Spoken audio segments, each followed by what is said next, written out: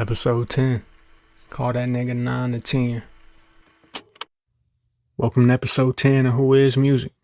I hope you ain't think I was just gonna stop at 9 to 10, man. We gonna keep this thing rolling, for real. Because everybody remembers when they hit double digits. Because that's when you start forgetting. For real. And you gonna remember this one. Because I'm starting to pixelate sound now. Pixelate sound. Doing impossible feats. I'm possibly about to be featured in a new magazine. Possibly. Called Ocean Daily. Because I have a lot of questions about the ocean. Hey, hold on. A lot of questions about that shit. Start giving out swimming lessons. Do you know how to swim, nigga? Do you actually know how to swim? Do you know how to fucking swim? Yes, I know how to swim. Now let me tell you about my new magazine, because this shit is crazy, never seen before. It's Ocean Daily. On the cover of Ocean Daily, right, I got the text, Ocean Daily.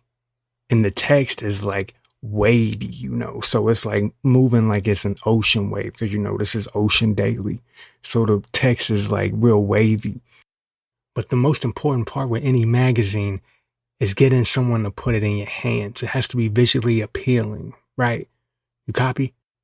So I'm making the whole cover ocean blue, but different ocean blues. You know, you can think of it like dark blue, medium dark blue, light blue, and then see-through, because, you know, all of the different oceans got the different shades based on the solidity levels and stuff, you know. So what you think about Ocean Daily, man? You think this shit could hit or what? Well, what you got in the actual magazine, nigga? Because the cover sounds cool, I guess, but, nigga, your magazine need to have something in it. Well, that's what I'm here for, actually. Got a couple questions for you guys. Has anyone actually ever seen a lighthouse before? Or ever been inside one? I feel like these are fictional things that are made up. I've been to a lot of places, a lot of oceans and bodies of water, but I don't think I've ever seen a lighthouse. Y'all don't know pain until you open your eyes in an ocean on accident, or get stung by a jellyfish. Gotta get some nigga to piss on you. No, you ain't pissing on me. Come on, man, let me piss on you. Just one little piss. Or bitten by a shark. Or eaten by a shark. Nigga, you think getting ate by a shark is painful? Well, and all of this shit be happening in like the shallow parts of the ocean. You know, places that we're allowed to swim. This isn't happening fucking 3,000 feet beneath it. So there's some scary shit down there, I'm pretty sure. Fucking dragons and water dinosaurs. A watersaurus. Whatchamacallit? A watersaurus, bro. Whatchamacallit? Did you just make up an animal? A fictional animal? That could be real? Let's go, nigga. Food for thought.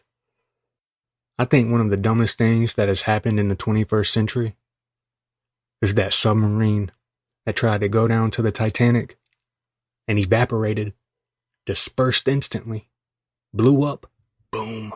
And put aside, you know, the dumbness of going down into the ocean and trying to look at the Titanic. Put that aside. The dumb shit about the whole thing is who went on it.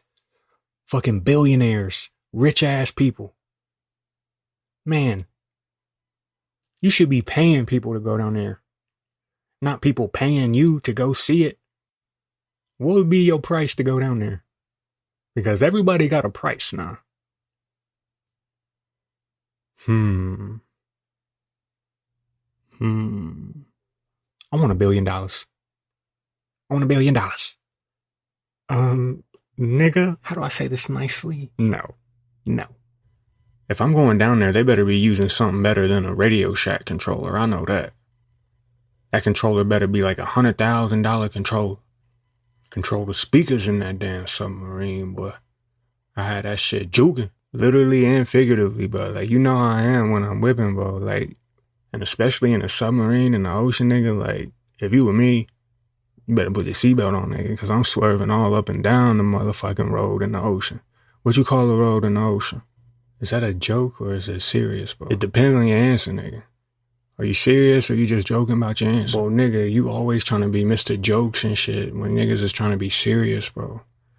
So it's a joke then? No, it's not even a joke. I'm serious. Like, they would just call it erosion because everybody knows it would just erode.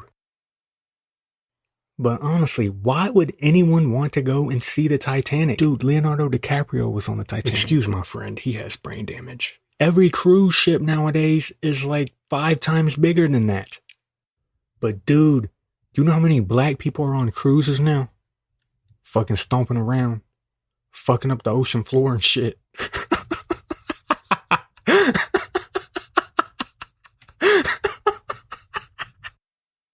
No, don't start that. Because that's only on Carnival cruises. Fucking 4 days for $150, nigga. Yes, sir. All you can eat. Yes, sir. Lights paid for. Yes, sir. Bed to sleep on. Yes, sir, my nigga. Nigga, I'm moving in on a cruise. Me too, nigga. I'm a classy nigga, though. I'm on Norwegian. Learning how to speak Swedish and shit. A scuvala. Scuvalamente. A scuvada. A scuvalamente. I want to go scuba diving and shit. Now, what could you possibly want to go down there for and see something that niggas have already posted on YouTube with the GoPro? I'm looking out for you, nigga. When that shit with the submarine happened, I didn't even know, like, that shit was possible. Like, people were doing that. When I had first heard about it, I was like, man, why ain't they got the Titanic up out of the ocean and put that shit in a museum or something yet? And somebody had told me it's because if you do that, the ship will just, like, disintegrate underneath you whenever you try to lift it. Because I was thinking, you put, like, a net underneath it and you catch everything and bring it up that way. Nah, dude, the ship will just break. You can't do that. Dude, this shit is in the fucking ocean. Nobody can see it anyway. So go down there and pick up a couple scraps of Titanic and auction it off for millions of dollars. And put it in Davy Jones' locker. That was one of the first movies that I seen where it just had incredible cinematic effects. The way that they depicted Davy Jones in that movie was fucking great. The Pirates of the Caribbean, Dead Man's Chest, by far the best one of the series. By far. I'm terrible with actors' names. There's only a few that I will actually be able to remember. Like, if you just say, who are these people, and you just have their faces, I would be able to name probably Johnny Depp, Leonardo DiCaprio, and Bradley Cooper. White actors. Black actors. I mean, there ain't really that many that are really prominent. But everybody knows Idris Elbows. Famous Venus elbows. Big old Idris. I know Lakeith Stanfield. The nigga from Get Out. Get Out. He wasn't the main character, though. That was Daniel. I probably ain't even know Daniel's real name. Damn, Daniel. You back in another movie again, ain't you? Hey, watch him. They watched him. But Lakeith Stanfield, he was the nigga who, he tried to get him to get the fuck out, but talk about an uncomfortable situation. Watching that shit with your white girlfriend, Emily. Bitch started laughing. Emily? I know what to do. Emily? I wanted to smack the bitch. I wanted to smack you, bitch. But the biggest black actor is Michael Jordan. Michael B. Jordan. You gotta use his initial. Man. Shame on his parents, man. Naming their son Michael Jordan. But compared to parents now, I mean, they're probably good parents. Because some of these names, man. Some of these fucking I'm pretty sure parents be looking around the room and just think of a name on the spot like I do names at trivia night. Fucking Kool-Aid. Naming a nigga Kool-Aid, man. Y'all some fucked up parents, for real. Probably some little baby girl out there who's named Moonshine right now. Oh, that's a cute baby. What's her name? Getting teased the rest of her life saying her parents were alcoholics and shit. Moonshine. I seen a girl who was named November. The month. I'm not kidding. I seen this shit. Bitch was born in November too. That's just pure laziness by a parent. Pure laziness. But there are some good parents out there There are some good ones. I seen one where this dude his family was on a cruise and somebody had jumped overboard. This nigga decided to jump overboard and try to save him. He saved him. It was a real heroic effort, but I'm telling anyone I go on a cruise with, I'm telling you, if y'all decide to jump overboard with me on deck, you on your own. Y'all on your own, nigga. You on your own. Because I ain't going after you. Fuck no. Davy Jones got your ass now. Davy Jones. Fucking up my vacation and shit. Hell no. I'm gonna order tequila sunrise and watch your ass. Fucking Kool-Aid. Fucking Kool-Aid. I'm surprised them niggas ain't give him a flavor too. First name grape, middle name Kool-Aid, last name watermelon, initial GKW. You ain't gotta really put the A along with the K because, I mean, the A is already in the K. You know what I'm saying? Do I know what you're saying? Every kiss begins with K. K. K. Every kiss begins with the K. That reminds me of one of the most what the fuck absurd things somebody said to me in high school. You could have hit that better. I was just a freshman at the time. And this is some real mean shit. But you know, I'm a funny nigga. Like, I ain't even give a fuck. Being the only black nigga there and shit. Plus, it was a great joke, honestly. But since my last name is Claxton, a senior at the time, he was like, Ku Klux Claxton. Ku Klux. I was like, man, you got me there. What's up, Ku Klux? Ku Klux. I mean, what do you say to that for real? What you out to, Ku Klux? You outnumbered 50 to... There's probably 3 of us. Man, them niggas wasn't helping me. Couldn't go to the coach. Because, man, if I would have told the coach, our coach would have started saying that shit for real. Our coach was ruthless. Coach Poston. That's a fucking goat right That's there. a goat. A fucking goat. That's a fucking goat. He used to Your always say, girlfriend and my how's your kid? girlfriend and my kid? How's your girlfriend and my kid? Light 'em up. Light 'em up. Deadass. He used to always be like, how's your girlfriend and my kid? I was on his good side up until like one day in class because he also taught history, but this is a high school football coach. This nigga don't give a fuck about no fucking history. So he is always making people watch videos and shit during class, jot down 20 facts, things that you learn, just the simplest, easiest shit that you could do. Hey, you needed a class like that. I needed 20 facts. And I remember one day he had like a PowerPoint up. And I was in the class with my best friend at the time. And I don't know what it was, but something on this PowerPoint was fucking hilarious. And me and my friend could not stop laughing. He kicked us out of the class because we could not stop. Get y'all asses out. So now, best believe, man, that day at practice, our whole team was fucking running gassers. Gassers. Because this coach, he be like running like the Phoenix Suns with Mike D'Antoni offense, but for football. He was preaching 12 seconds or less. No huddle. All the time. Spread offense. We don't have plays. We have signals. So 2-a-days during summer were some of the worst days of my life.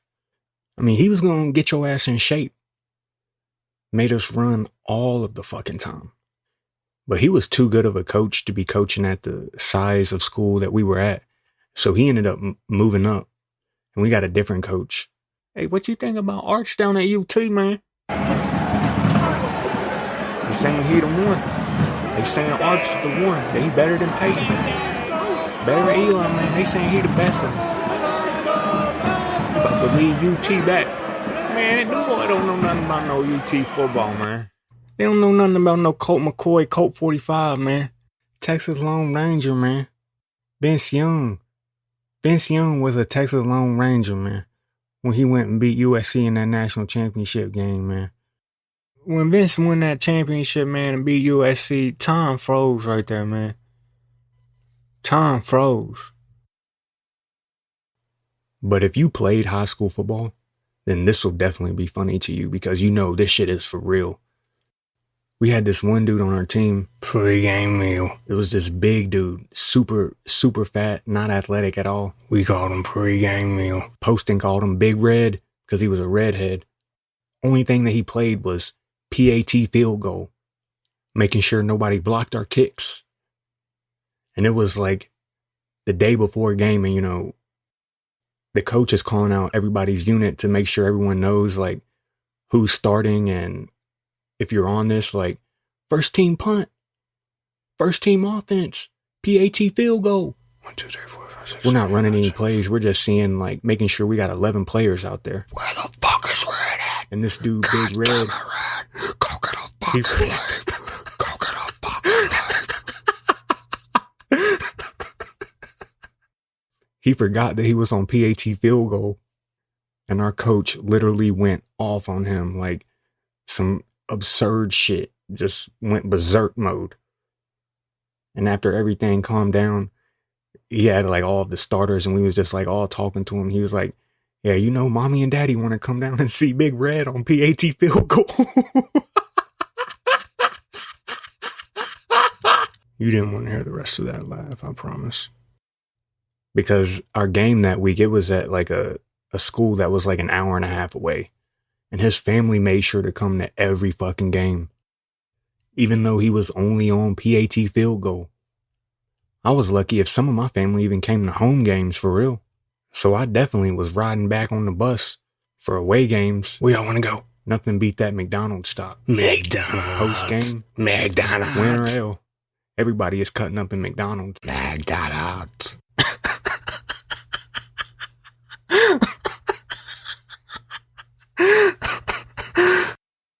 But of all of my years playing sports, the funniest moment happened during 8th grade basketball.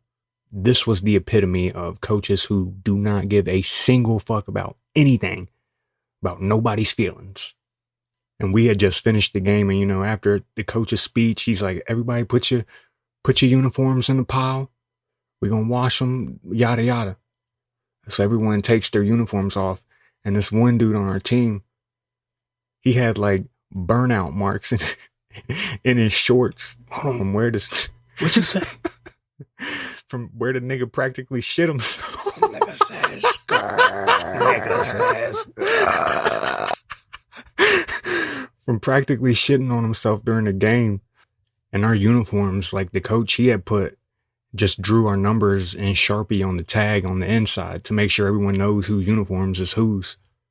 And he sees this and he picks it up and he's like, Randall, Jesse, are these yours? And he's like, no, those aren't mine. And he says, Randall, these are number 30. These are yours. And the coach is literally holding these things up in front of everybody in the locker room. He's like just staring at him like so oddly. He's like, man, if you got to go to the bathroom during the game, Randall, just tell me, you can go. And when I tell you this shit was the talk of the school the next day, this shit was the talk of the school. And he was fucking hurt. Like, this is bad to say, but like looking back, you know, I mean, I'm sure this nigga will laugh at this shit too, but like, he was so hurt that this motherfucker decided to lay down on the train tracks because he had a girlfriend at the time. And, you know, niggas in middle school in the 8th grade, they going up to his girl and be like, you know, Randall shit himself yesterday.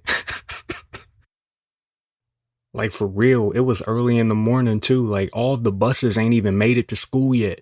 And this shit is already circulating. So like, I'm pretty sure they ended up breaking up and shit. The fucking train tracks.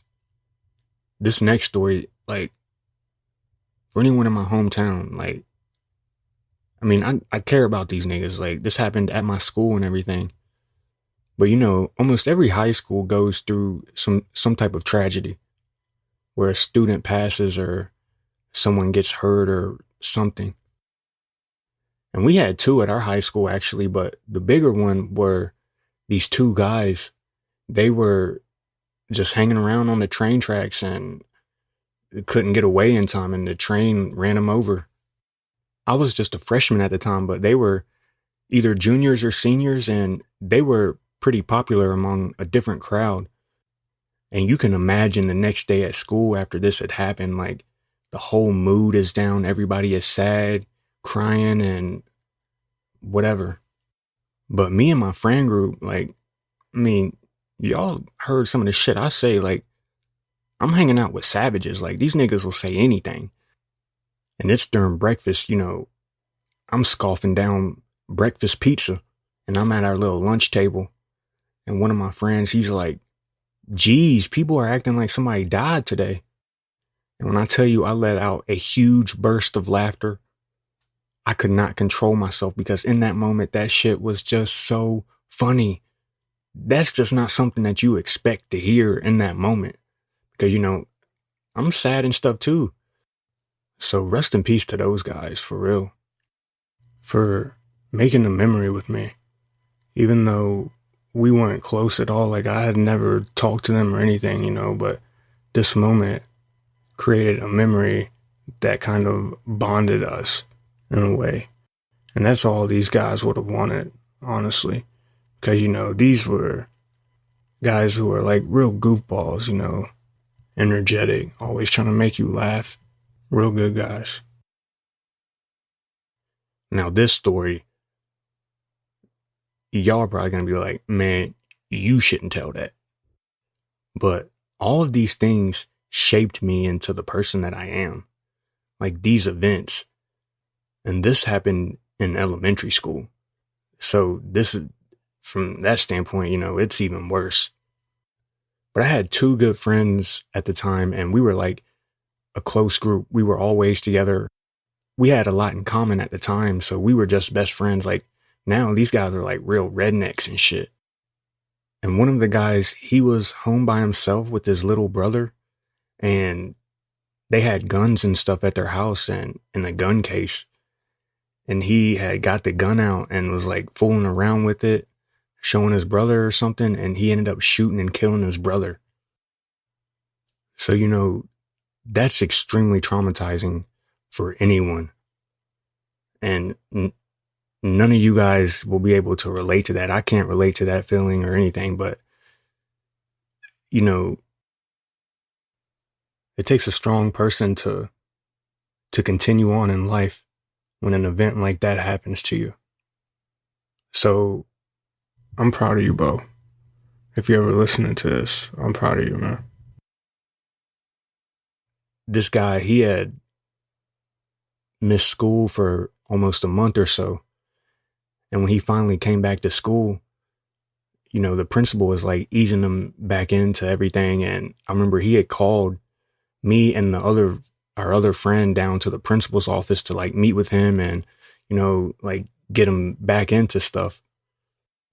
And when we were finally like together in a room, the principal left us alone, and the guy, he was like, okay, you can ask whatever you want.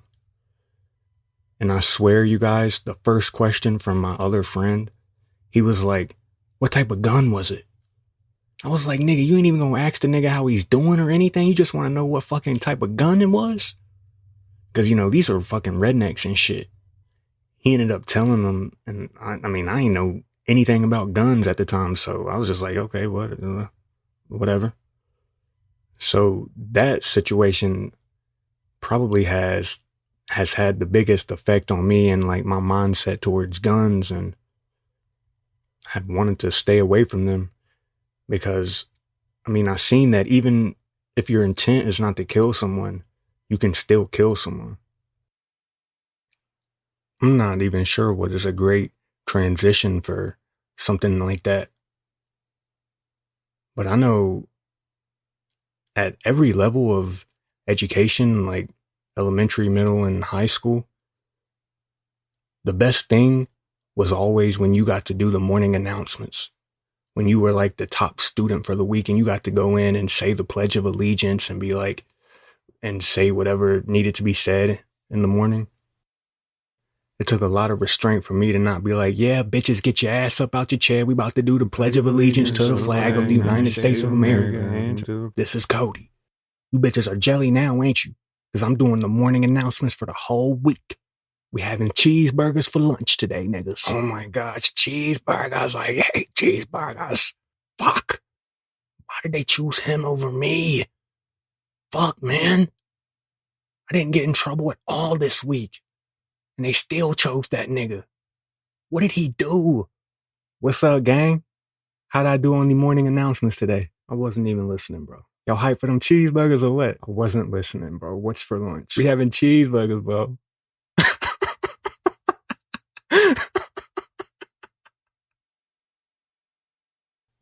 Fourth grade was my golden year in elementary school. I had a crush on my student teacher. Oh, this is spicy, girl. It wasn't even a crush. I was in love. The first girl I fell in love with was my student teacher. I didn't take that breakup good. I was a wreck. I was a mess. The day that she left, man, I cried the whole fucking day. She used to bring Pop-Tarts for me and shit, too. She even started taking special requests on the Pop-Tarts I wanted. My own family didn't even do that. They just went to the store and picked them out. Came back with some great value Tart Pops. I had no input whatsoever. During lunch, I got to go and eat with her. She let me come into the classroom and eat with her. Sometimes I would get to bring a friend. Most of the time, I'd be like, I'm not bringing nobody. It's me and you, baby.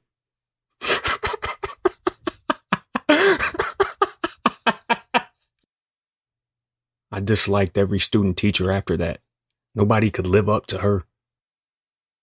So I was just causing trouble on purpose, making them bitches' life hell. I think that's why I really liked her in the first place. Because I remember, I was just always causing so much trouble. And I made her cry from just doing all types of shit. I was just making her life hell. And this is just a student teacher, she's going to college and shit. Actually has real problems. And I was just fucking everything up. And she ended up crying, and I seen her cry, and I was like, damn, you're gonna cry over this? Over me? I'm in love with you. So I had perfect attendance in the fourth grade. Perfect. Since we're on kids themes, let's just go ahead and get it out of the way. Because I actually went and seen it. The first movie I seen in probably a year and a half. I went and seen Weapons. I mean, there's probably no need to tell y'all because y'all probably know the type of nigga I am, but he's a chatty Cathy. This is a huge spoiler alert. So if you haven't seen it, then sorry. I thought it was great storytelling when they put the red paint on the girl's car, on Justine's car, and it foreshadowed what is about to happen in the movie. And I decided to go because, it was receiving great reviews for a horror movie. And I'm a sucker for a good horror movie. But honestly, it's not scary at all. There was no jumps in there for me. In the theater that I watched it in with the crowd of people, there was probably more laughs than was jumps or scary moments. But the premise of the movie is an evil aunt who is a witch goes and visits a family, her family, and puts them in a spell to practically give herself longevity in life. She starts off with her nephew's parents and then tries to get the kids in his class. So that's how the kids end up going missing because they all run to her. And if you've seen it, what do you think the theme is to you? What did you take out of the movie? When I seen the trailer, they were illuminating weapons slowly, incrementally in different parts. At first, it was the we, then it was the PONS, and then finally it was the A before the trailer had ended. And the trailer had just stuck with me because I'm someone who clearly is enamored with words. I'm a linguist. So the overall theme that I took from the movie is there is no group of people who are more easily able to be manipulated than kids. We are pawns. Because if the kid just goes to school the next day and is yeah, my aunt is doing some crazy shit. She got all these kids in the basement. Come get her ass. then the movie can't exist. But since she had like threatened him and done all that shit to his parents, like he was intimidated by her. It was really a great written movie. I'd probably give it 9 out of 10. If it was scarier, it would have got a 10 out of 10. We are Pons. Seen one movie and thinks he's a professional movie reviewer. One movie though, and gave it a 9 out of 10. I wasn't even impressed. It had picture and sound, and that's about it. A 2 of 10, a solid 2 of 10. They don't make movies for you to review, girl. Because a 2 of 10, seriously, then they don't make them to be watched the right way, girl. Because I like to pause my movies. Talk about them. Talk about stuff. You on hush mode now, ain't you, girl? He's talking to you. He's not talking to me. Once I tell you guys this, you won't be able to look at words the same. Anyone who is creative and writes and does creative things, they understand this. There is almost always a word inside of another word. And often they're not like actual spelling real words, but the sounds of them will sound like real words. For example, symbol. SYMBOL. Sim. Bowl. That's 2 words right there. Inside of one. Architect. Arch. Hit. ECT. Etc. Orange. Or. Range. So you can see, like, I'm a savant when it comes to words. I love words and being able to express myself in new ways creatively that other people haven't been able to do. In a world that's filled with so much content, that's hard. And especially in music, where so many people say a lot of the same stuff, that's why I hold myself to a really high standard in every song that I write. I want someone to, when they listen to me the first time, be like, that's the first time I've heard someone say that. And when you could do it like this, that's when people fall in love with you. That's when people fall in love. That's when people fall in love with you. Because great songs are very conversational.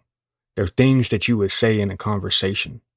And sometimes shit don't fit. That's what she said. Nah, that's what your mama said, nigga, when I was busting that shit down. You better not talk about my mama, nigga. Yeah. How's your girlfriend and my kid?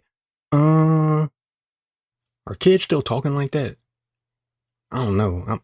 I might have lost touch.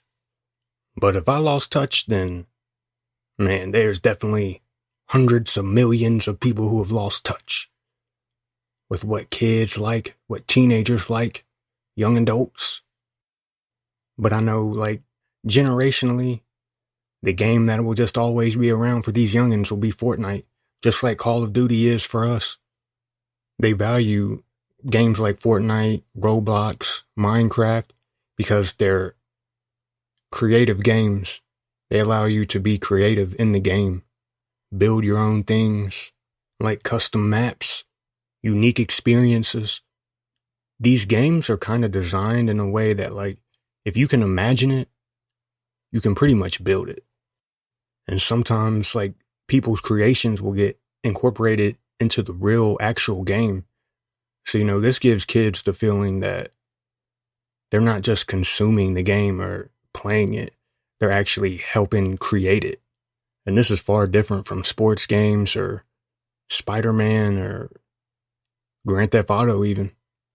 But GTA is different and similar in its own right, because you still have some of that creativity, ability to express yourself, but in GTA, it's more about stories and scenarios and less about the environment, because it's already an open, realistic world. So people want to take on different personas and enjoy life from a different viewpoint. And I think what most people get confused or don't fully grasp when kids are so immersed in video games and whatnot is that these games are actually social. They're pretty much just like a digital playground, hangouts where people go and talk shit about each other probably. I know how y'all little young niggas are. So in my professional opinion, I think we need to lower the age rating on mature content to probably like 13 opposed to 18 because niggas are exposed to mature content far earlier than we ever were. That exposure starts as soon as you get your cell phone, your first cell phone. Rumor's true, ladies. It was a rumor too. It was a huge rumor going around.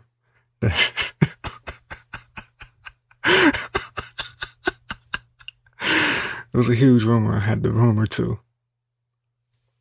What is fucking wrong with them, girl? We need therapy. Because what were we doing on our first cell phones? We weren't on the internet on that shit. We were just texting. Or star 67 and some bitches. Only me? Come on now. You know I know how to star 67. And 68 and 69, these bitches. You know how I am. Freaky nigga. Hey, this nigga just barked. Hey, spark that blunt, nigga. Let's get that shit going. Because I'm for real. I think they need to lower the age rating on mature content. Because 50% of kids get their first phone before they're 13. And almost 90% have a phone by the time they're 13. Where did he do math at? And parenting is very subjective. Like what one parent thinks is mature or shouldn't be allowed probably differs from another set of parents. There's many factors that can go into that, Most likely it's probably just like where you're at. Well, actually, probably not. It's probably like how mature you think your kid actually is for their age. And I know a lot of y'all parents be cussing around y'all's little ones. Don't lie to me. You ain't got to. Because if you're a good parent, you're probably teaching them their first cuss words. Yep. You don't want them to hear that shit somewhere else. This is why you're not a parent. They gonna think mommy and daddy ain't as hard as they need to be. But I'm not a parent, so take everything I say with a grain of salt, or a grain of pepper, or a flake of pepper, whatever they call it. But if someone has access to YouTube, like, they're already able to be exposed to mature content. Of course, YouTube has that little, are you 18 checkbox that sometimes you need to answer before you watch something, but of course, nigga, I'm 18. I'm here, ain't I? There should probably be categories on the level of explicit content. The first category is definitely cussing. And then you get probably violence, which can be tiered. Because it's not just, like shoot a gun, kill someone. It can be like in a cartoon, a character getting slapped. Next level will be, like blood. Then it would be death probably. Or like war, real violence, shooting guns, dropping bombs. Boom. A separate category would be like sexualization, I guess. She's hot. First level would be, holding hands, kissing, suggestive outfits, skirts, dresses, ripped jeans, lots of asses, wife beaters. Don't beat your wife. And then the next level would be like, don't beat your wives. Some type of nudity. He's cooking. Body exposement, tattoos. Final stage would be, full on sex scenes or ass naked, baby. Sex acts. Ass naked. The other big category would probably be, use of drugs, paraphernalia, drinking, partying. If you're a good parent, you're probably like, man, I don't want my fucking 13-year-old exposed to that shit. Well, duh. But what I'm saying is, once they get a phone, you can't control what they are exposed to. Because kids are smart. Just because there's an app doesn't mean that's the only way to interact with the service. Facebook has an app, but you can still go to facebook.com in the browser and work around it. And I know that there's apps and stuff that parents can install on their kids' phones that will prevent them from engaging in some type of activities online, but Nigga, I'm telling you right now, y'all better delete that fucking app off their phone because that data is getting sold. You have an app on their phone that is monitoring every app that they open, website they visit, message they send. Am I the only one who thinks that's crazy? You think they only sending that to mommy and daddy? That's not stored on a server? And the things in that server aren't getting sold? So the answer is never going to be at an app level. It's going to be on a device level with built-in capabilities and features that allows it to act as pretty much an age-gated operating system. Child, teen, adult. And for teens, this would definitely help with getting phones out of classrooms. Having more parental control at a device level would allow schools to implement modes that a phone can be on. You know, they would have a paper that they'd have to get home, that the kids have to take home and get it signed. That pretty much says, yeah, from 9 to 3, your phone has to be in call-only mode. Y'all probably like, dude, a teenager would take that off instantly during the school day. Well, the thing is they can't because it'll be on the device level. And I'm kind of assuming this under the pretense that most teenagers have phones under their parents' plans. So the parent would just force that setting while the phone is in Teen OS. Hey, Apple, I need 10 million for that. 10 million for Teen OS. You need to get a notification and approve of them downloading that. And how are we going to do that? It's going to be through legislation and laws being passed. But you know what the biggest issue with that fucking shit is? The last 3 presidents, are all over 70 years old. That's 12 years of innovation that was lost. 12 years of innovation that was lost. Of course, we've had innovation here, but it's very minuscule to what it could have been. That's because people who are in politics dedicate their lives to getting into politics. They don't dedicate their lives to technology or education. And most politicians aren't digitally native. The first thing they do when they wake up is not open their phone. They don't know what the internet smells like. And of course, they have advisors on certain things, but these advisors are not people who are deeply involved in certain industries. They're advisors that the person had chosen. So really, whenever we get a presidential candidate who is relatively youthful, has new ideas and stuff, then we need to embrace that person. Because a nigga over 70, his ideas and his vision will not be able to recollate with the majority of today's society. Okay, I'm done talking about these old geezers. Seen a nigga today stepping on my lawn. Get off my lawn, nigga. Told me to get off my own lawn. I'm on my own lawn right now, nigga. Better shut your old ass up. Get off my lawn, nigga. Your lawn needs to be cut, Mr. Johnson. Yolanda, Rwanda, Tafanda, Ganja, Abracadabra, poof. Get off my lawn, nigga. If you really want to start a little debate with a girl you vibing with, always propose this question. What did he say right here? It's a guaranteed conversation starter. Under what circumstances would you ever propose to me? Is listening to an audiobook the same as reading? If they say yes, fellas, move along. Move it along. Move it along. These are the not safe for work bitches. The ones that like getting throat fucked and shit.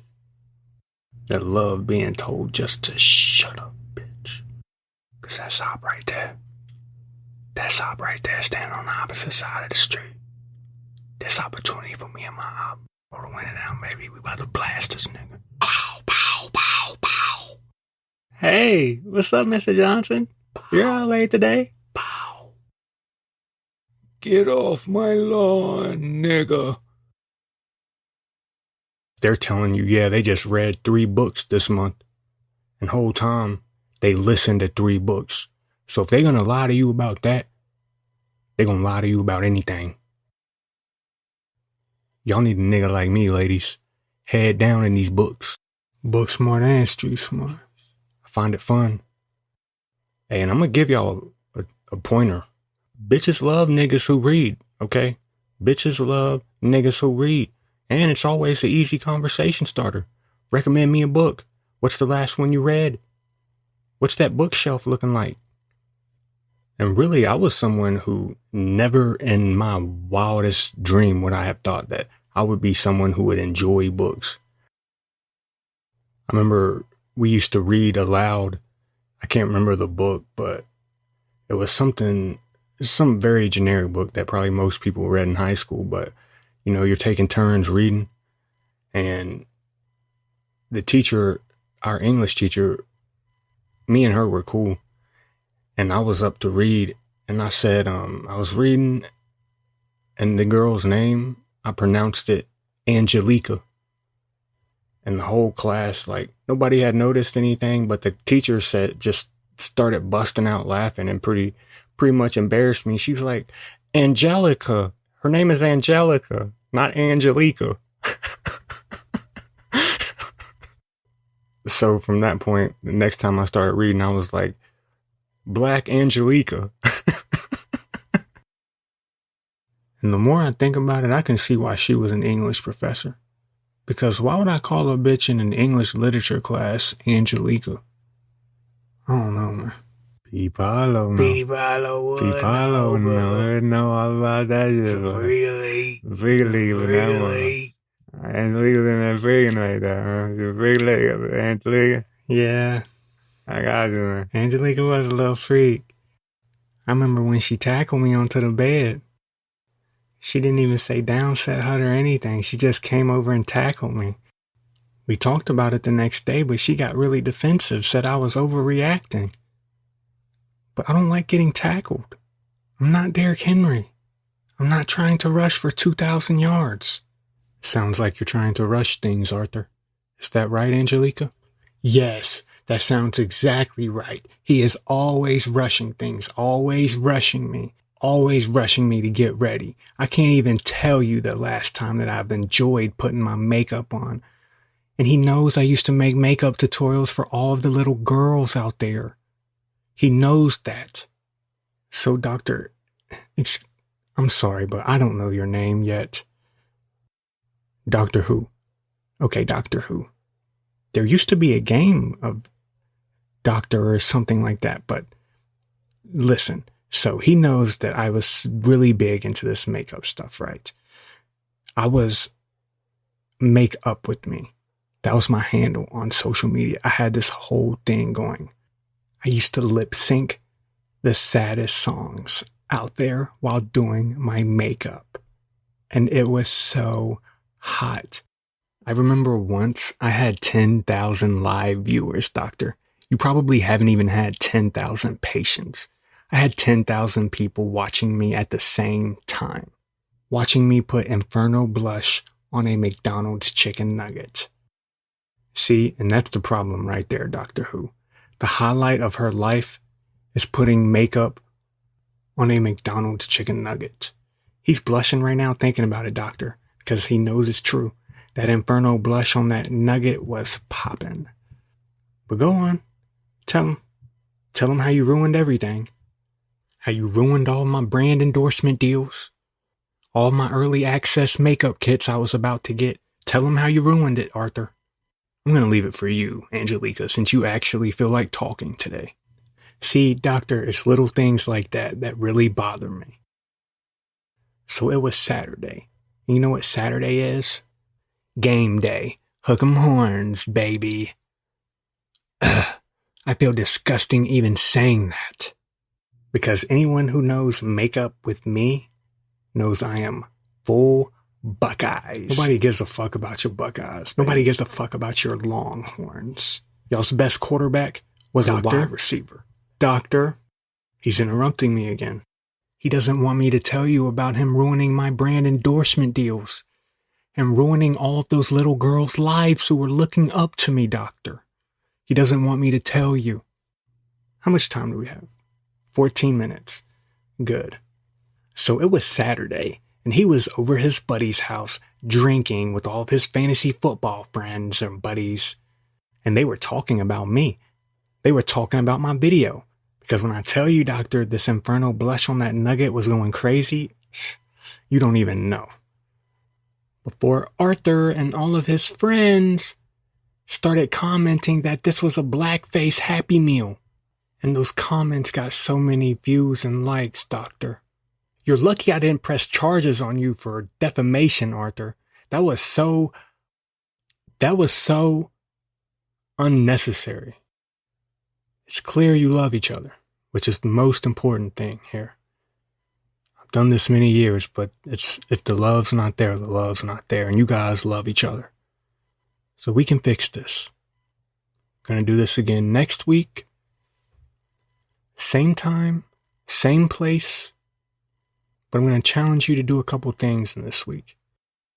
Angelica, start having fun with your makeup again. Go make a video of you doing some makeup. And bring it in next week to show me and Arthur. And Arthur, I'm challenging you to stop rushing things. I know it's football season, but pass sometimes. Pass on some things. But if you're someone who's never tried reading before, all it takes is for you to find an author who you enjoy his writing style. And for me, it was James Patterson. I'd argue he is the biggest author in the world. Not the most well known, but with the amount of books that he's written and awards received for them, he's definitely one, if not one, of the best. He's written like over 200 books and sold hundreds of millions of copies. And his writing style is very unique because his chapters are almost always like a max of 5 pages. So from someone who doesn't read a lot, it makes the story very digestible to new readers. And when I got into reading, I pretty much set like a New Year's resolution of mine was I wanted to read one book every month. And I the first year that I set that for myself, I far exceeded it. I ended up reading 18 or 22 books, mostly James Patterson, but not all. See, when you find an author that you like, you start off with them and then you move on and start experiencing how other people tell stories and in different genres. But the first book of his that really got me eager to read, it was called Murder House.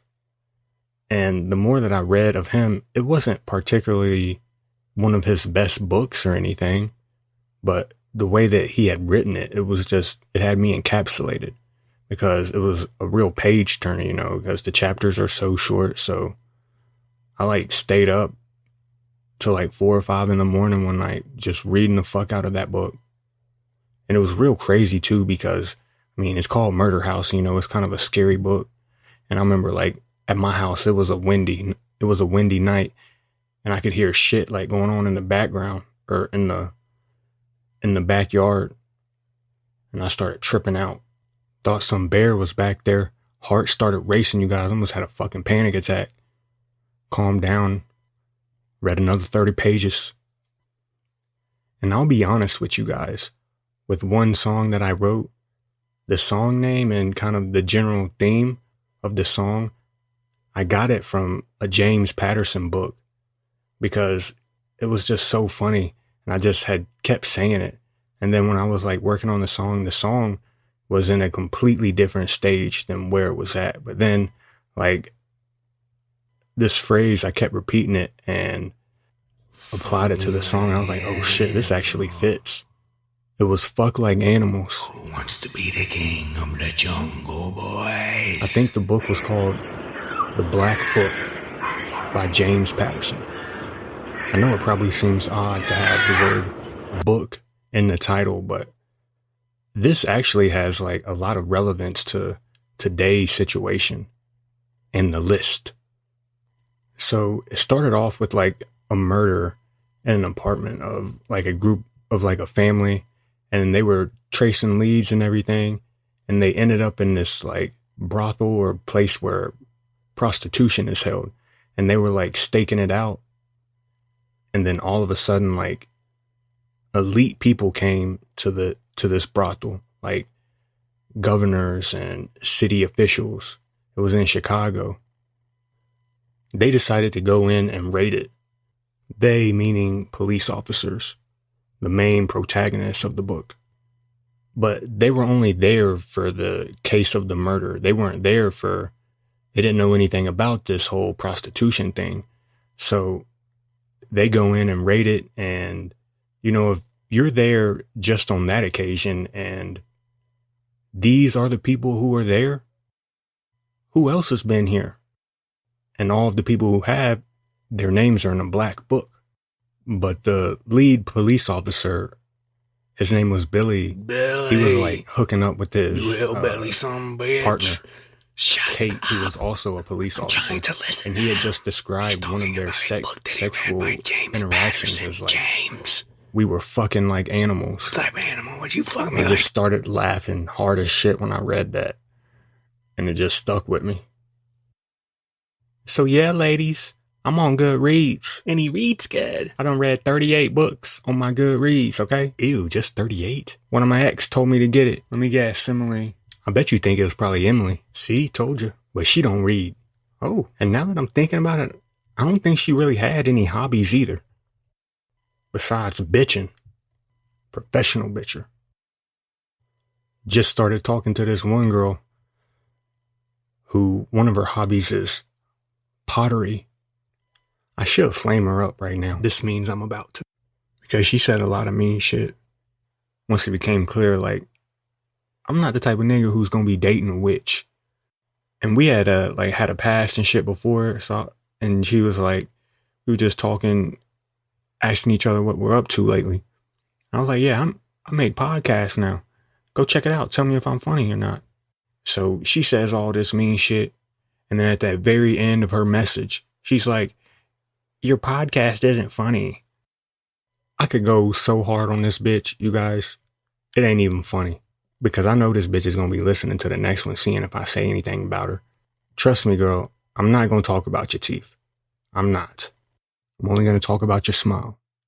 Because you have a nice smile when you don't show your teeth. Oh, that's... Damn. She sound like she on crack or something, man. She's not. She just got some fucked up teeth. Like, they spaced out.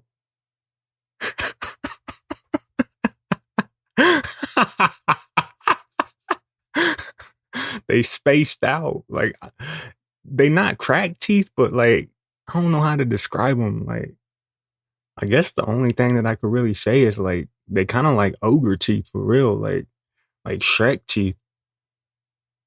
She cute though, but yeah, have fun, girl. That'll be the only 30 seconds you get out of me. Ever. Told me she listened to a podcast by this person named Trish Paytas. Man, that shit's so stupid, bro. But I don't know. Like, some bitches like it, hearing about some bitches who going to P.F. Chang's, you know? Going to P.F. Chang's and ordering beverages in different colors, you know, a green beverage. I ain't never even been to P.F. Chang's. That's too upscale for me. Yeah, he's lower middle class, you guys. I'm in the upper middle class. He's in the lower. Closest Asian cuisine I get is Panda Express. Little Beijing beef. Wow. There's a huge rumor going around the internet right now, you guys. If you're not familiar with this Louisiana case where the inmate escaped, there's some wild shit. Get your popcorn ready, you guys. 10 inmates had escaped on May 16th.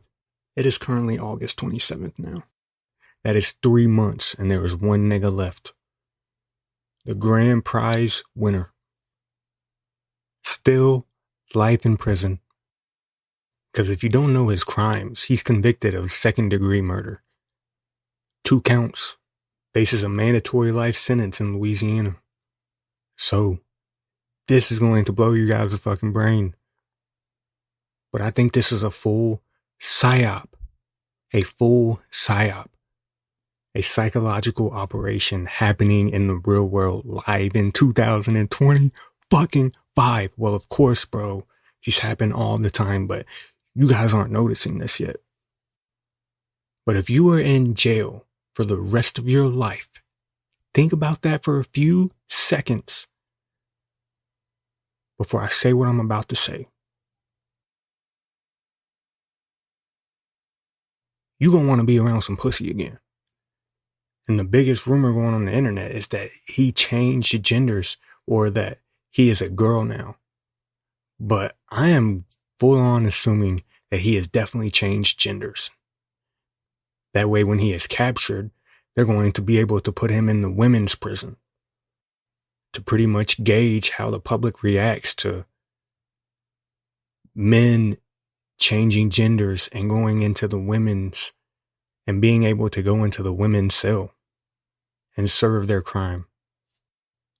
Women who have probably already been subjected sexually in some way to make them serve life sentences, be in the same cell as men who are going to rape them.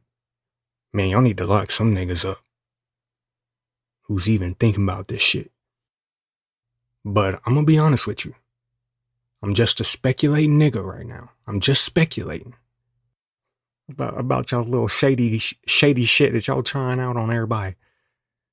I bet you they even monitoring the nigga too. Like, here, be a good little boy and we'll let you stay out for 4.5 months, 3.5 months.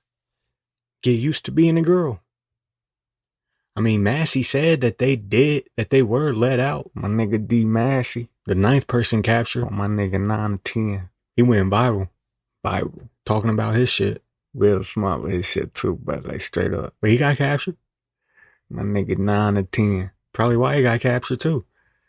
When he got captured, he had told you like, my nigga D Trump, my nigga Ken K, my nigga Lil Weezy. Yo, like, I need y'all nigga help me right now, dog. For real, cause they saying I did all this type crazy shit, dog. Like, and for real, I did none of this shit, bro. This all shit. This shit is all set up, bro. Like, I swear they got me doing this crazy shit, like. But they saying I'm part of some psychological evaluation or something, but like, that they studying me, bro. That they put me on some test or something, bro, to see how I react and shit, bro. What? That's how crazy my shit was out there, bro. Like, I got these bitches studying me type of shit, bro. They studying you type shit. See, nigga, what you had to do, nigga, and see, like, you see how I am right now, nigga, like, I'm smart now. Yeah, you smart as fuck. And you see, bro. That's how you gotta act. Like, when you out there, you gotta act like you dumb. That way these niggas don't think you smart. Type of shit, bro. And you know, like, you see how I'm living right now type of shit, bro. Like, my name carry weight around this motherfucker too, bro. Like, everybody know Massey that nigga, bro. Massey the nigga who got the fuck out of this motherfucker, bro. Everybody know Massey that nigga, yo. Like, Massey, they call that nigga 9-10, bro. Because they gonna be looking at my shit differently in like 9 to 10 years, bro. Like, I swear, bro. On everything, they gonna be looking at me differently in 9 to 10, bro.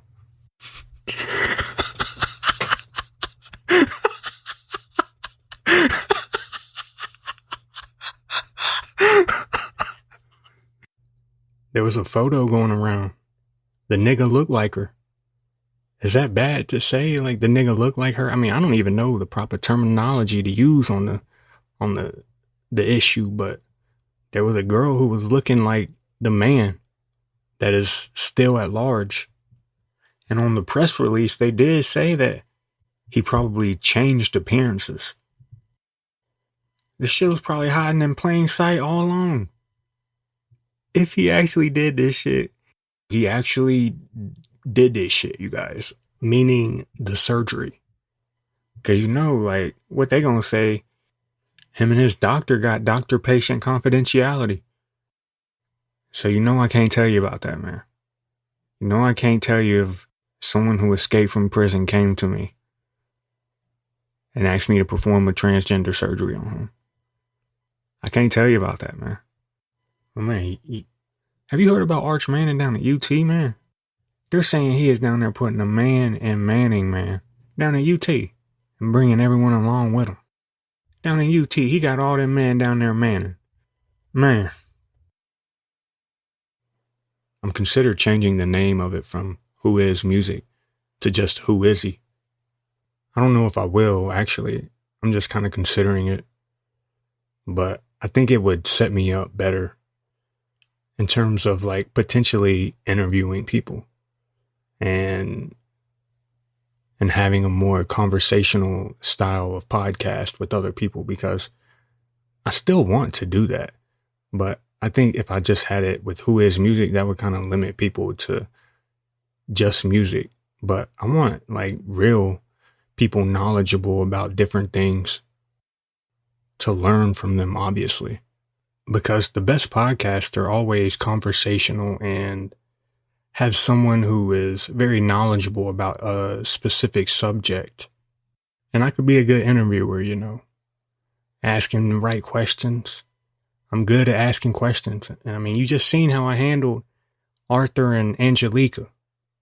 That was my first time handling clients. I was nervous, especially when Angelica said she had a "Oh hi ho" tattoo on her right ass cheek. She was about to pull it out and show me. I was like, Angelica, you got to keep your ass in the pants, girl. I'm a doctor. The song I'm going to showcase today is a very old one. It's definitely not as good of quality of anything that I've done recently. It's just pure, more of just me writing. But this was a big song for myself because I'm pretty sure it was the first song where I really started to try different voices while recording. Previously, I was just like very monotone, wasn't trying to showcase my vocal flexibility. So keep in mind, this is from October 11th, 2023. This file. The intro is kind of long, so I'm going to cut some of it and it'll still be long, but I'm going to play the majority of the song all the way up until my second verse, because in my opinion, like the whole thing is impressively written, and afterwards I'll share the story and the meaning behind it.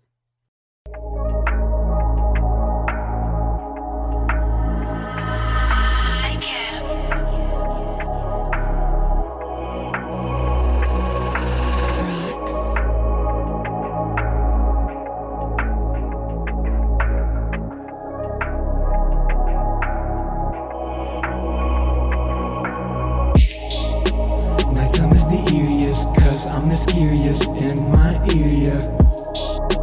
Broke out the barrier, now I'm trying to marry ya. Mysteria.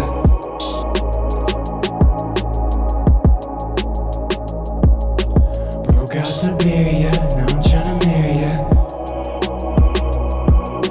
We done smoked up all the weed. Bought an ounce and it didn't last a whole week. Had to pay for all of it, haven't seen you since. Owe me half an ounce. What's good with it? Come on, fool. I ain't sweating it, I'm just sweating you. I hope you in a good place in your mental loop.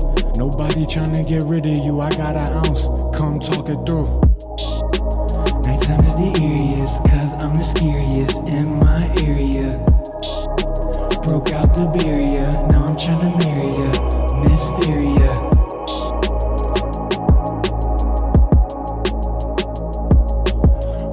The barrier, now I'm tryna marry ya.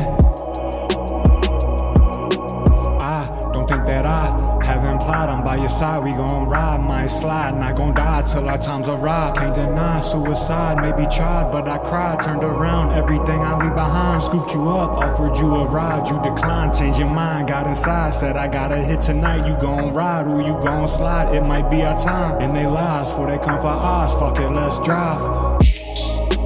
Nighttime is the eeriest, cause I'm the scariest in my area. Broke out the barrier, now I'm tryna marry ya. Mysteria.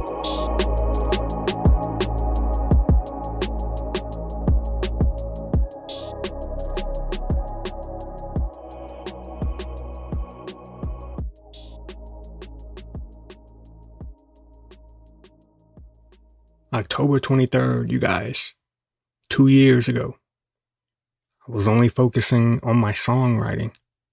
And I hope that, although I know it's not a particularly great song, I hope that you think that is still a great written song.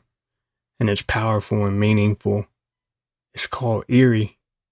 I had written it when I was going through like problems with friends, and I'm trying to be the bigger person, and that's what this song is about. Nighttime is the eeriest, 'cause I'm the scariest in my area. And I told you how I had a crush on my student teacher in the 4th grade. Broke out the barrier, now I'm trying to marry ya, Miss Faria. It's been a while since I've showcased a song that I've written like from earlier. Now, most things that I put on my podcast are all things where I've learned enough to actually make it credible and stuff. Like it still takes a sense of me being vulnerable to put a song like that on a podcast, because I know it's not good. But I know this song was an important step in me continuing to progress, and not just lyrically writing, but vocally. So that song means a lot to me. Just like this podcast means a lot to me. This is definitely the podcast that I put the most time and effort in trying to create. So I hope that you enjoy it and you see that I'm on to something, and that you're eager for episode 11. It's not going to come out till I release a new song. And this new song is for people who are spiritual, believe in God. Hey, God. But just wait for it. Until then, leave the podcast a review. Follow me on social media. Do all that jargon. And thank you. Thank you for listening to another episode of me ranting about, I don't even know, about nothing, about real stuff in the world. I don't know. But it's fun for me, and I hope it's fun for you. I'm going to say bye in Polish today. I don't know why, I just feel like it. But do widzenia. I bet you they check on me. I bet you they gate on me.